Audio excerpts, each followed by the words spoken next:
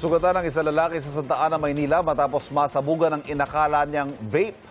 Ang napulot niya ay sa bahagi pala ng improvised explosive device. Yan ang unang balita ni Jomera Presto.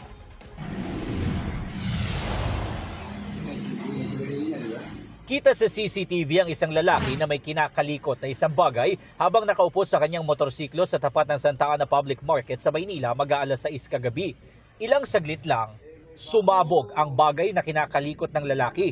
Agad siyang nilapitan ng kanyang live-in partner at ilang tao sa lugar. Dahil sa pagsabog, pansamantalang isinara sa publiko ang bahagi ng Pedro Hill para sa investigasyon ng SOCO at District Explosive and K9 Unit ng Manila Police District. Nagtamo ng mga sugat sa mukha, tiyan at mga kamay ang 34 anyos na biktima. Ayon sa tricycle driver na si Vic, siya na ang nagsugod sa biktima sa ospital.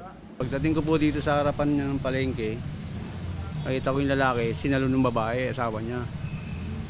Tapos pagharap sa akin, puro dugo na yung lalaki. Kaya inaya ko na sumakay sa tricycle.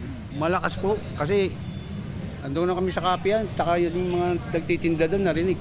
Inakala raw ng lalaki na vape ang kinakalikot niya na napulot niya sa kanilang basurahan sa bahagi ng New Panaderos. Ayon sa pulisya, hindi vape kundi incomplete IED component o pampasabog ang napulot ng biktima. Kaya kahit na-ospital siya, kailangan siyang arestuin dahil sa illegal possession and use of explosives. Dapat, ang ginawa talaga niya is, upon checking nung ganong gamit, tawag siya sa barangay, sa pulis kagad para ma-check kung ano man yun. At chinig namin yung, yung blast site. Wala kami nakita ng any portion ng sinasabing plastic container. Ang nakita talaga namin is yung portion talaga yung pin, yung mga clip ng nung fuselage ng allegedly fragmented grenade. Iniimbestigahan na rin ng pulisya ang lugar kung saan sinasabing napulot ito ng biktima. Nasa kustodiya na ng Santa Ana Police Station ng biktima pero dadalhin muna siya sa orthopedic. Kinakailangan daw kasing putulin ang bahagi ng kanyang kanang daliri dahil sa nangyaring pagsabog. Marami ng insidenteng ganyan sa atin na out of curiosity, nakikita naman yung bagay.